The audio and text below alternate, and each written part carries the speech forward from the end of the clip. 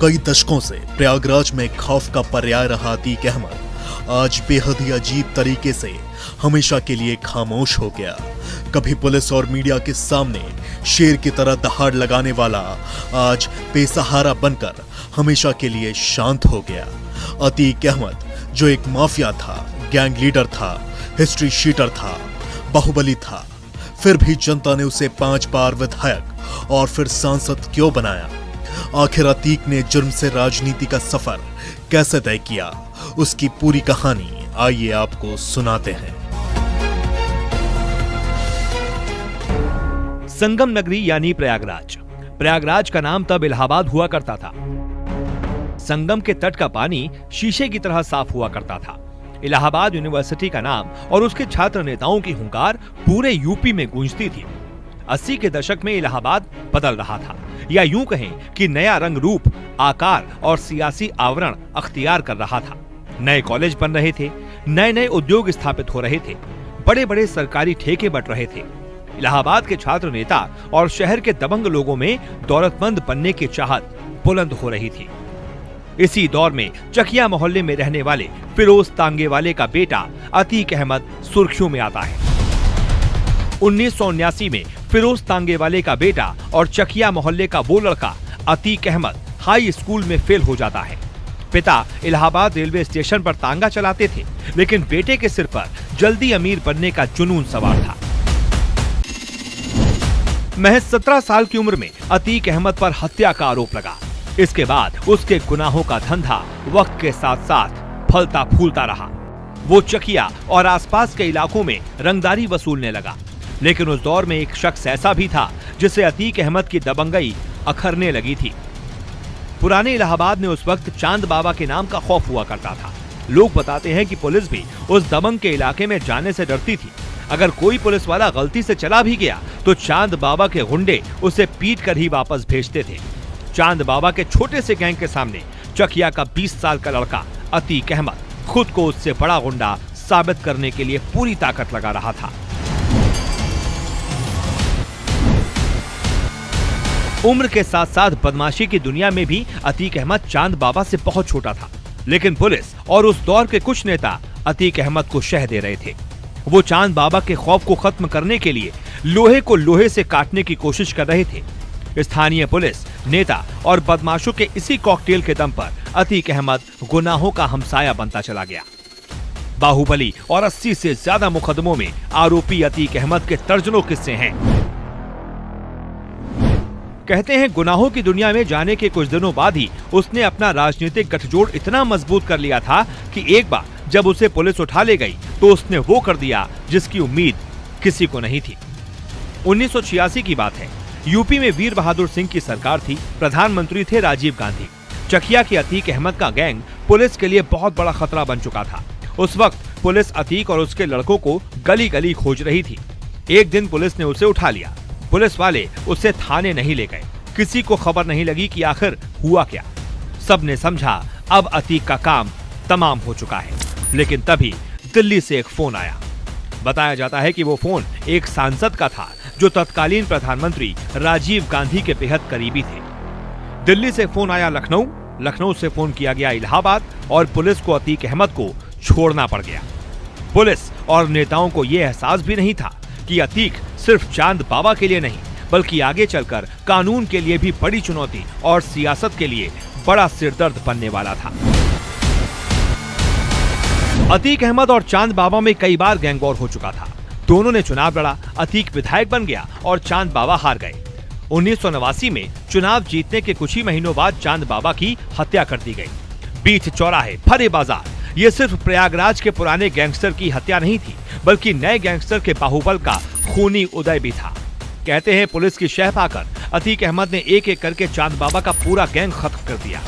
उसकी हत्या के बाद अतीक का खौफ इस कदर फैला कि लोग इलाहाबाद पश्चिम सीट से विधायक का टिकट लेने की हिम्मत तक नहीं कर पाते थे। इसी वजह से 1991 और 93 में वो लगातार निर्दलीय चुनाव जीता। इसी बीच समाजवादी पार्टी से उसकी नजदीकियां बढ़ी। 96 में समाजवादी पार्टी ने उसे टिकट दिया और वो चौथी बार विधायक बना। 1999 में उसने अपना दल का हाथ थाम लिया। 2004 में बाहुबली अतीक ने यूपी को हिला देने वाली घटना को अंजाम दिया।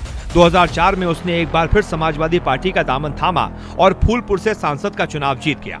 उसके सांसद बनने के बाद इलाहाबाद पश्चिम सीट खाली हो गई तो उसने अपने भाई खालिद अजीम उर्फ अशरफ को चुनावी मैदान में उतारा, लेकिन अतीक का भाई बीएसपी के राजू पाल से 4000 वोटों से हार गया।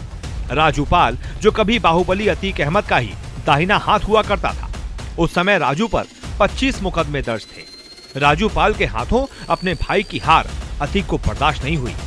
अक्टूबर 2004 में राजू पाल विधायक बन गया, लेकिन अतीक उसकी जान का सबसे बड़ा दुश्मन बन गया, क्योंकि उसने उसके बाहुबल को सबसे बड़ी चुनौती दी थी। नवंबर 2004 यानी विधायक बनने के 2 महीने बाद अतीक अहमद के गैंग ने सरेआम बीएसपी विधायक राजू पाल के साथ वो किया जिसे सुनकर आज भी लोग खौफ से कांप उठते हैं। 25 जनवरी 2005 को राजू पाल के काफिले पर हमला हुआ। राजू पाल को कई गोलियां लगी। राजू पाल के समर्थक उसे टेम्पो से अस्पताल लेकर जाने लगे। अतीक अहमद के शूटर्स को लगा कि राजू अभी जिंदा है। अतीक के शूटर्स ने टेम्पो को घेरकर फायरिंग शुरू कर दी। रास्ते भर राजू और उसके साथियों पर गोलियां चलाई गईं। जब तक राजू अस्पताल पहुंचा, उसे 19 गोलियां लग चुकी थी। डॉक्टरों ने राजू को मृत घोषित कर दिया था। बताया जाता है कि हत्या से 9 दिन पहले ही राजू पाल की शादी हुई थी। बीएसपी समर्थकों ने पूरे शहर में तोड़फोड़ शुरू कर दी। बहुत हंगामा हुआ। राजू की हत्या के बाद 2005 में इलाहाबाद पश्चिम सीट पर उपचुनाव हुआ। बीएसपी ने राजू पाल की पत्नी पूजा पाल को टिकट दिया। सपा ने दोबारा अतीक अहमद के भाई अशरफ को उतारा। पूजा पाल के हाथों की मेहंदी अभी उतरी भी नहीं थी और वो विधवा हो चुकी थी। चुनावी रैलियों के मंच से वो अपने हाथ दिखाकर रोने लगती थी, लेकिन उन्हें जनता का समर्थन नहीं मिला, क्योंकि अतीक का खौफ इतना था, जिसकी वजह से उसके भाई अशरफ को चुनाव में जीत मिल गई। हालांकि ये भी सच है कि राजू की हत्या के बाद अतीक ने भले ही अपने भाई अशरफ को चुनाव जिता लिया हो, लेकिन इस हत्याकांड ने अतीक के राजनीतिक करियर को खत्म कर दिया। 2007 के विधानसभा चुनाव में बीएसपी ने एक बार फिर पूजा पाल को उम्मीदवार बनाया और सामने एक बार फिर था सपा का प्रत्याशी अतीक अहमद का भाई अशरफ। इस बार पूजा अशरफ पर भारी पड़ी। उन्होंने अशरफ को करीब 10,000 वोटों से मात दे दी। मायावती की सरकार आई तो अतीक अहमद और उसके भाई के दुर्दिन भी शुरू हो गए। समाजवादी पार्टी ने अतीक अहमद को पार्टी से बाहर कर दिया, लेकिन मायावती सरकार ने अतीक को सबक सिखाना शुरू कर दिया। उसे मोस्ट वांटेड घोषित करते हुए उसके गैंग का पूरा चार्टर तैयार किया। पुलिस रिकॉर्ड में गैंग का नाम दर्ज होते ही 120 लोगों की लिस्ट बनी। अतीक पर 20,000 का इनाम घोषित किया गया। उसकी करोड़ों की संपत्ति सीज कर दी गई, बिल्डिंगें गिरा दी गई। एक सांसद जो इनामी बदमाश था, उसे फरार घोषित करके पूरे देश में अलर्ट जारी कर दिया गया। एक दिन दिल्ली पुलिस ने कहा कि हमने अतीक को गिरफ्तार कर लिया है। दिल्ली के पीतमपुरा में एक अपार्टमेंट से दिल्ली पुलिस ने उसे गिरफ्तार कर लिया और यूपी पुलिस को सौंप दिया। उसके बाद अतीक का ठिकाना कभी इस जेल तो कभी उस जेल। साल 2012 में अतीक अहमद के बाहुबल को राजू पाल की पत्नी पूजा पाल ने जिंदगी का सबसे बड़ा झटका दिया। विधानसभा चुनाव लड़ने के लिए अतीक ने अपना दल से पर्चा भरा। इलाहाबाद हाईकोर्ट में बेल की अर्जी दी, लेकिन 10 जजों ने केस की सुनवाई से खुद को अलग कर लिया। 11वें जज सुनवाई के लिए राजी हुए और अतीक को जमानत दे दी।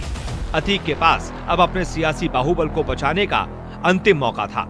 वो खुद पूजा पाल के सामने उतरा, लेकिन जीत नहीं पाया। राज्य में समाजवादी पार्टी की सरकार बनी और अतीक फिर से अपनी हनक बनाने की कोशिश में जुट गया। अतीक के भाई अशरफ के घर की 5 बार कुर्की हो चुकी है। पुलिस घर के खिड़की दरवाजे सब उखाड़ चुकी है। अतीक भले ही नेता बन गया था, लेकिन माफिया वाली छवि से कभी बाहर नहीं आ पाया।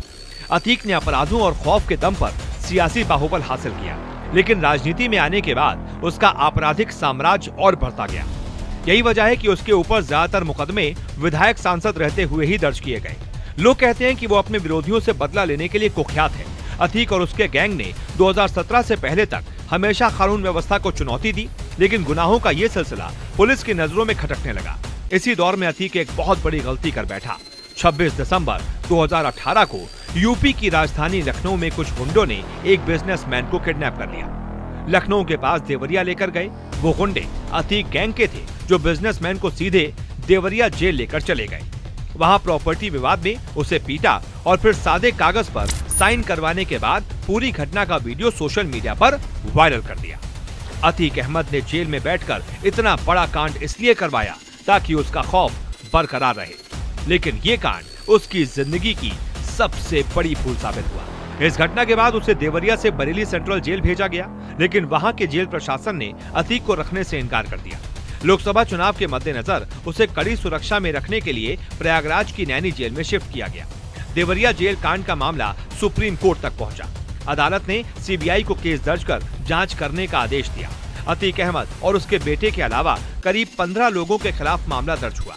23 अप्रैल 2019 को सुप्रीम कोर्ट ने यूपी सरकार को आदेश दिया कि अतीक अहमद को यूपी से बाहर शिफ्ट किया जाए। 3 जून 2019 को उसे अहमदाबाद की साबरमती जेल में शिफ्ट कर दिया गया। यूपी की योगी आदित्यनाथ सरकार ने अतीक अहमद के खौफ को बुलडोजर से रौंदने के लिए चौतरफा अभियान चलाया।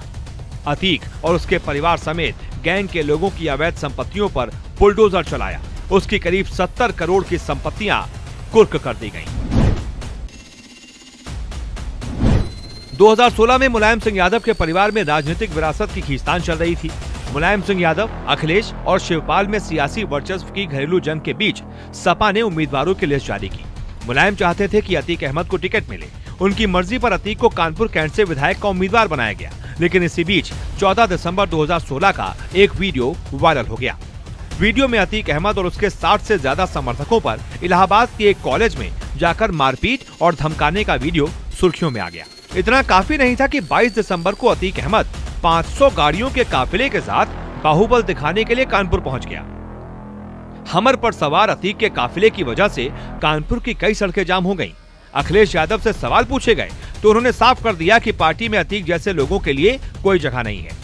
हालांकि 2017 के चुनाव से ठीक पहले उसने अखिलेश यादव को चुनौती देते हुए कहा, कई बार निर्दलीय जीता हूं, टिकट कटता है तो कट जाए, अपना टिकट खुद बना लूंगा। फरवरी 2017 में उसे कोर्ट के आदेश पर गिरफ्तार कर लिया गया। हाई कोर्ट ने सारे मामलों में उसकी जमानत रद्द कर दी और उसे जेल जाना पड़ा। मुरादाबाद से निर्दलीय पर्चा भरा, लेकिन अतीक चुनाव हार गया। अपने शहर, अपने प्रदेश की ताज़ा खबरों के लिए लाइक करें, शेयर करें, सब्सक्राइब करें और हाँ, बेल आइकन दबाना ना भूलें, क्योंकि खबर हमारी, फैसला जनतंत्र का।